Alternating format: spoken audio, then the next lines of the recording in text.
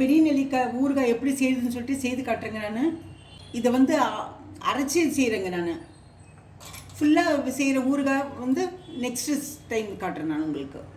இப்போ வந்து பெரிய நெல்லிக்காய் ஊறுகாய் எப்படி செய்யுதுன்னு சொல்லிட்டு செய்து காட்டுறேங்க. நான் இப்போ இட்லி பாத்திரத்தை தண்ணி வச்சுருக்கேங்க. நான் நெல்லிக்காய் ஒரு 1/2 கிலோ வாங்கியிருக்கேன். பெரிய நெல்லிக்காய் தண்ணி கொதிக்கட்டுங்க. தண்ணி கொதிச்ச பிறகு இந்த நெல்லிக்காய் வச்சிடலாம்.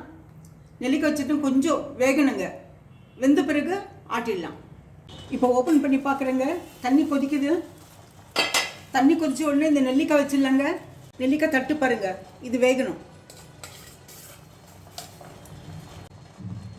ஆவிலே வேகட்டுங்க இது தட்டில். அது ஒரு 5 மினிட்ஸ் ஆகுங்க வேகிறதுக்கு. நம்ம வறுக்கலாம். நான் ஒரு வடை சட்டி வச்சுருக்கேன் அடுப்பில். இப்போ வெந்தயம் பாருங்கள். வெந்தயம் ஈக்குவலாக போட்டுக்கணுங்க. வெந்தயம், கடுகு, மிளகா பொடி எல்லாமே ஈக்குவலாக போட்டுக்கணும். இது முதல்ல வறுத்துக்கலாங்க. சிம்மில் வச்சு வறுத்தா நல்லா இருக்குங்க. ஏன்னா சீக்கிரம் தீஞ்சு போகும். வடை சட்டி வைக்கும்போது கொஞ்சம் ஹீட் ஆகிற வரைக்கும் கொஞ்சம் பொறுமையாக இது பண்ணுங்க. ஹையில் வச்சுக்கோங்க. அப்புறமா சிம்மில் வச்சுக்கோங்க. பாருங்கள், இது வறுக்கிறோம். இனி கொஞ்சம் சிகப்பாகட்டும். சிகப்பான பிறகு எடுத்து தட்டில் கொட்டிடலாங்க. நல்ல வாசனை வருங்க. அந்த வாசனை வரும்போது எடுத்து கொட்டிடலாங்க. நம்ம வெந்தயம் வறுக்கிறது நல்ல மணமாக இருக்குங்க. சிகப்பாயிடுச்சுங்க வெந்தயம், நல்ல மணம் வருதுங்க. இப்போ எடுத்து ஒரு தட்டில் போட்டுடலாங்க. இதே அளவுக்கு கடுகு போட்டு வறுத்துக்கலாம். வெந்தயம் வறுத்துட்டுங்க. இப்போ கடுகு போட்டுக்கலாங்க. அதே அளவுக்கு பாருங்கள், கடுகு அதே அளவு போடலாங்க. பாருங்கள், சின்ன டம்ளரில் 1/2 டம்ளர் போட்டிருக்கேன். அதையும் வறுத்து இந்த வெந்தயத்தில் போட்டுடலாங்க. கடுகு பொரிஞ்ச பிறகு எடுத்து இந்த வெந்தயத்தில் கொட்டிக்கலாங்க. கடுகு நல்லா பொரிஞ்சு போச்சுங்க.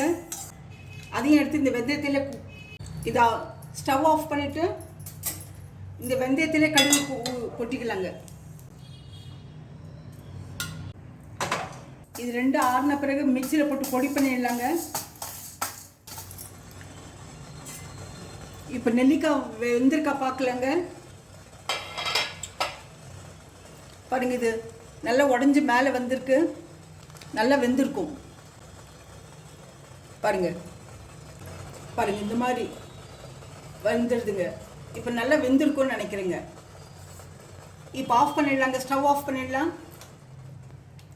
இது ஆறின பிறகு இந்த விதையை எடுத்துட்டு மிக்சியில் போட்டுடலாங்க. அதுக்குள்ளே இந்த வெந்தயம் கடுகு ஆறி போச்சு. அதை மிக்சியில் போட்டு எடுத்துடுங்க. அது பொடி பண்ணிக்கலாம். இப்போ இந்த வெந்தயம் கடுகு போட்டு பவுட்ரு பண்ணி காட்டுறேங்க. மிக்சியில் போட்டு ஆறி போச்சுங்க. இது ஆறின பிறகு மிக்சியில் போடுங்க. மிக்சியில் போட்டு காட்டுறேங்க நான்.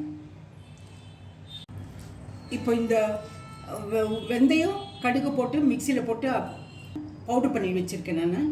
இப்போ நெல்லிக்காய் இது பண்ணிக்கலாங்க. நெல்லிக்காவை மிக்சியில் போட்டுக்கலாங்க. இந்த விதையை எடுத்துட்டு,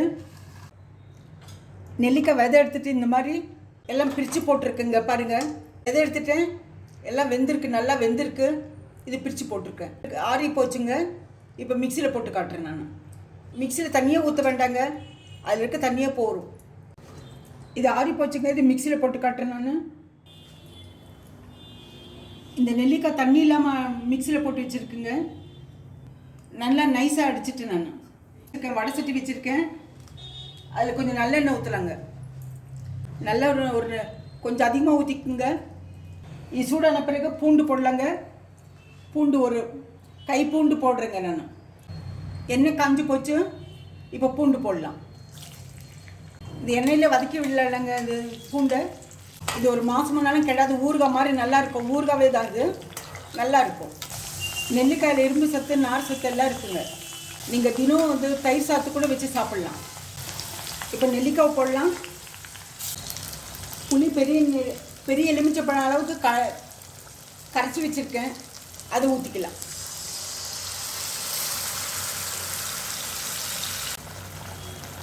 மிளகா பொடி போடலாங்க. உப்பு போடலாம். உப்பு போட்டுக்கிறேன்.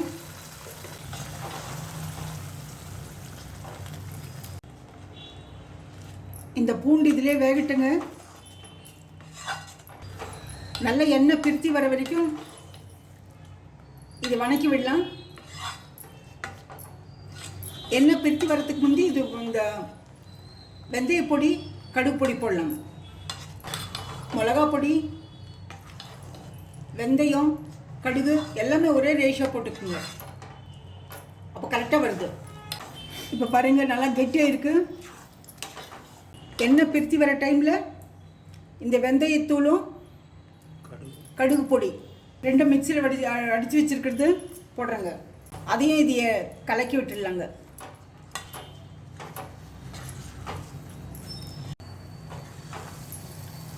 இப்போ பாருங்கள், இந்த வடை சட்டி ஒட்டாமல் வருது.